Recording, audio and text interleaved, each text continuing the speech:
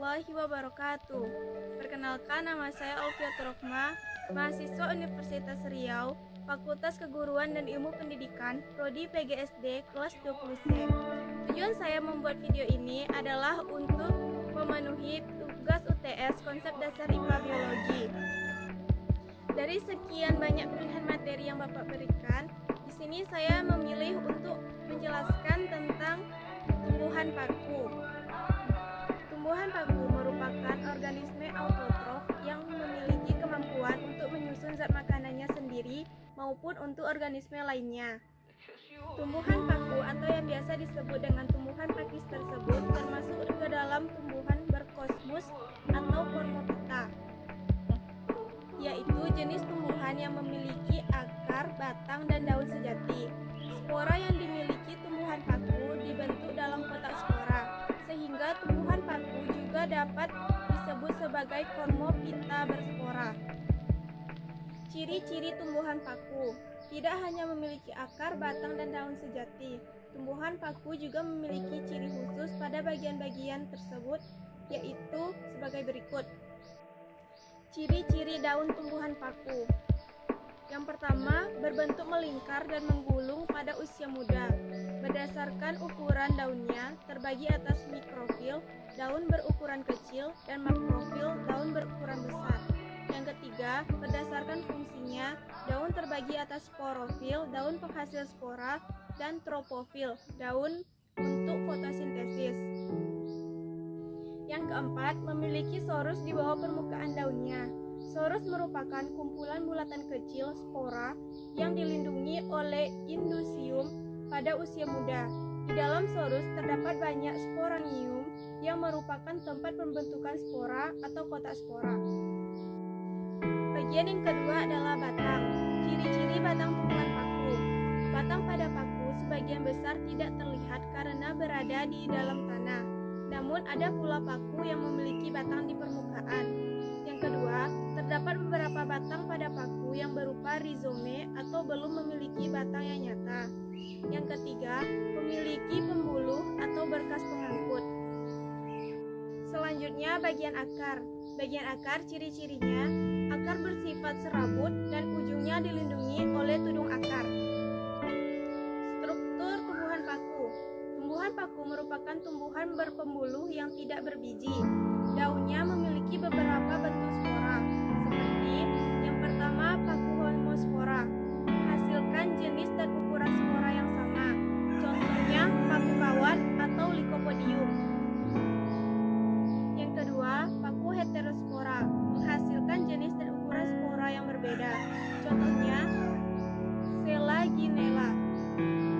Yang ketiga, paku peralihan, menghasilkan ukuran spora yang sama namun berjenis kelamin jantan dan betina. Contoh paku ekor kuda, Equisetum. Pertumbuhan batang tumbuhan paku juga memiliki bentuk yang beraneka ragam, seperti yang pertama paku pohon atau Cyathea. Tumbuhan paku yang memiliki bentuk batang seperti batang pohon palem. Yang kedua paku kawat atau Lycopodium. Tumbuhan paku yang memiliki bentuk batang seperti kawat. Batang kayu yang berbentuk rizome akan bercabang dan beruas pendek. Pada rizome terdapat akar seperti rambut yang merupakan akar serabut. Contohnya pada paku suplir.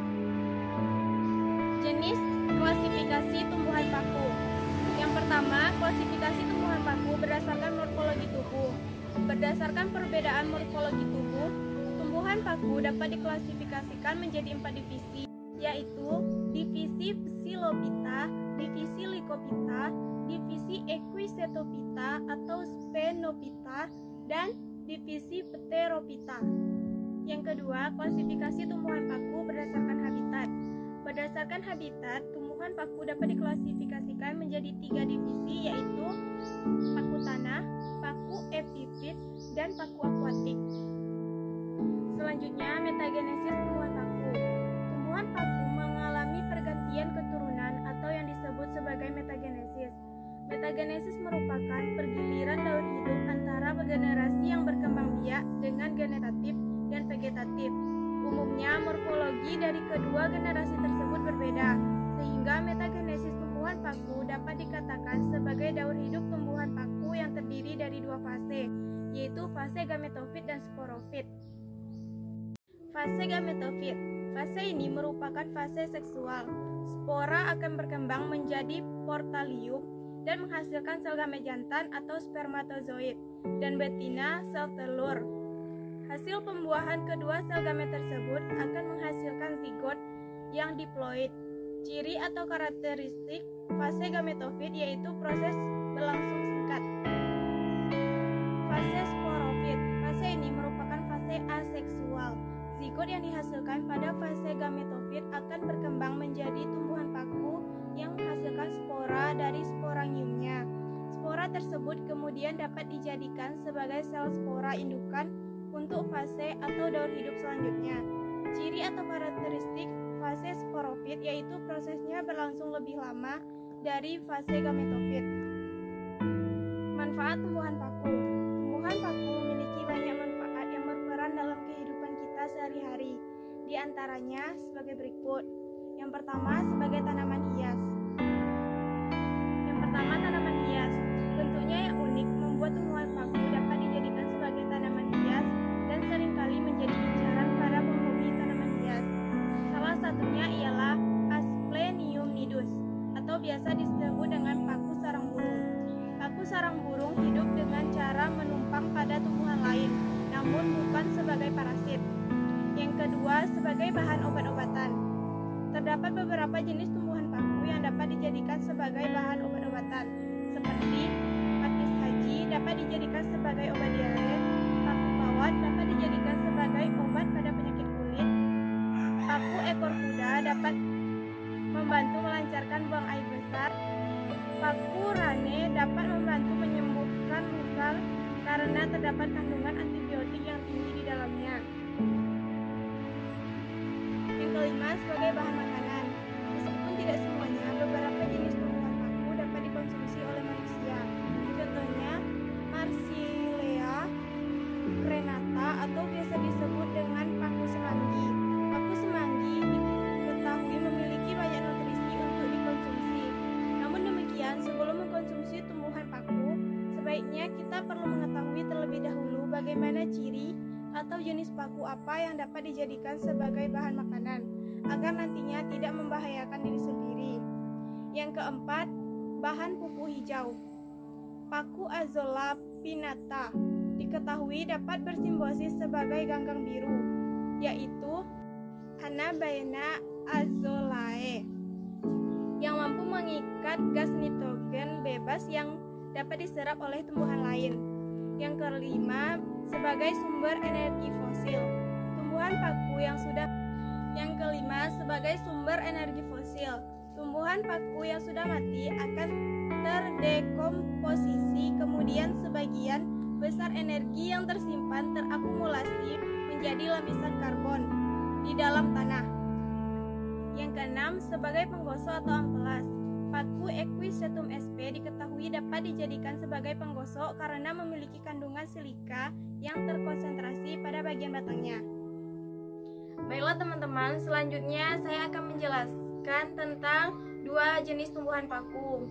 Yang pertama ini namanya Davallia sp, yang ini namanya paku pedang atau Neprolepis axtata. Yang pertama akan kita bahas yaitu tentang Davallia sp. Teman-teman bisa lihat gambarnya. Daunnya seperti ini, batangnya, dan ini akarnya. Davallia sp ini kingdomnya Plantae, divisi Polypodiophyta, kelas Polypodiopsida, ordo Polypodiales, familia Polypodiaceae, genus Davallia, spesies Davallia sp.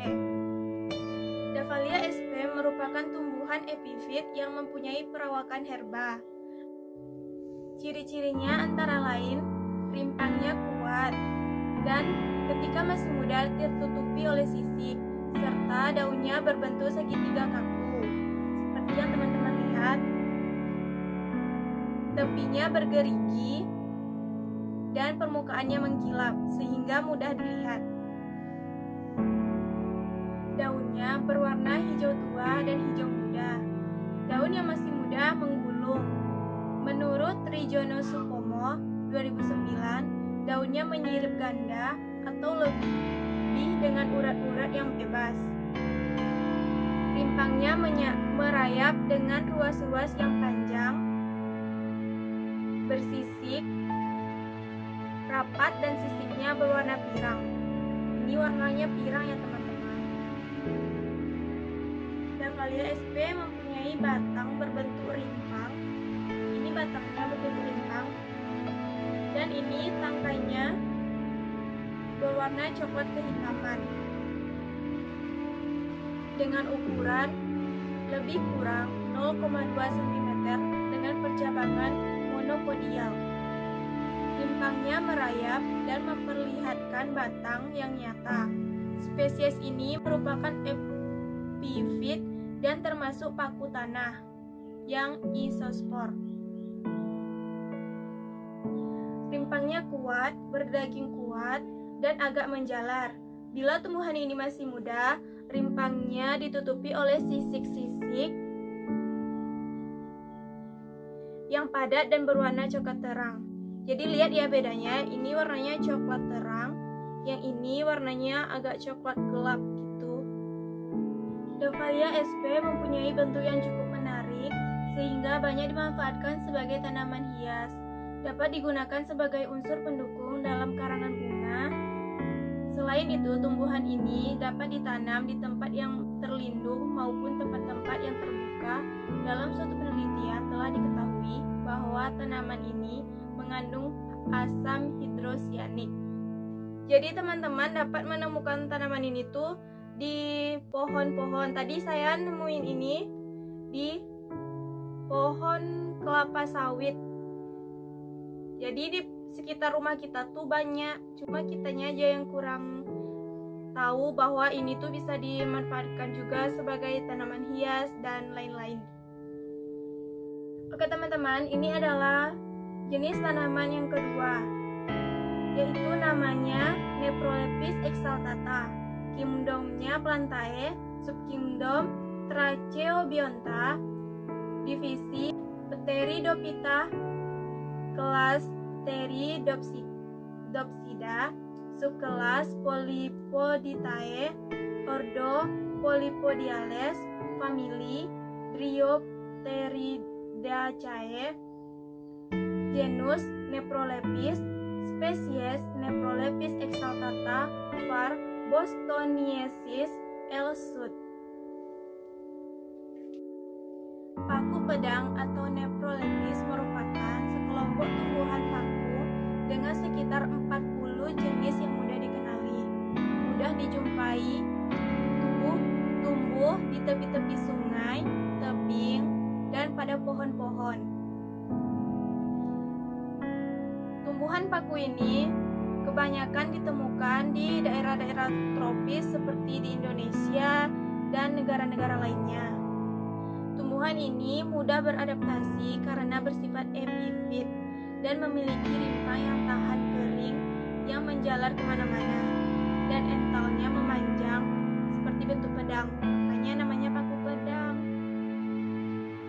Perawakan paku pedang ini sama dengan yang tadi, Dahlia sp, yaitu adalah herba dan tumbuh di tempat tinggi atau dataran tinggi. Rimpangnya tuh tipis dan menyerupai akar. Dari rimpangnya tumbuh ental yang memanjang dapat mencapai 1,5 meter dengan anak-anak daun tersusun mirip tunggal. Tinggi batangnya bisa mencapai 33 cm dan warnanya coklat, tidak bercabang, memiliki perakaran serabut, akarnya berwarna coklat dan terdapat sisik, sorus. Setiap sporangium mengandung spora yang berwarna kuning dan jarang berwarna kehijauan. Permukaannya lembut dan bertangkai 2-3 sel baris. Gametofit terdapat di bawah tanah, membentuk elips, arkegonia, dan pteridia terdapat di permukaan bawah, sedangkan indusiumnya berbentuk ginjal. Daur hidup Nephrolepis exaltata terdiri dari dua fase utama, yaitu fase gametofit dan fase sporofit. Nephrolepis exaltata yang kita lihat merupakan bentuk fase sporofit karena menghasilkan spora. Secara umum, Nephrolepis memiliki manfaat sebagai berikut. Yang pertama, sebagai bahan pembuatan obat cacing. Yang kedua, dapat mengobati kanker perut. Yang ketiga, digunakan sebagai bahan bangunan di daerah-daerah tropis. Yang keempat, sebagai sayur-sayuran. Dan yang terakhir, manfaat Nephrolepis cordifolia sebagai obat disentri, infeksi saluran kemih, penurunan panas atau demam, dan antibakteri. Baik teman-teman, hanya itu yang dapat saya sampaikan dalam video kali ini. Mohon bantuannya kepada teman-teman untuk like, komen, dan subscribe. Sekali lagi saya ucapkan terima kasih. Selamat siang dan wassalamualaikum warahmatullahi wabarakatuh.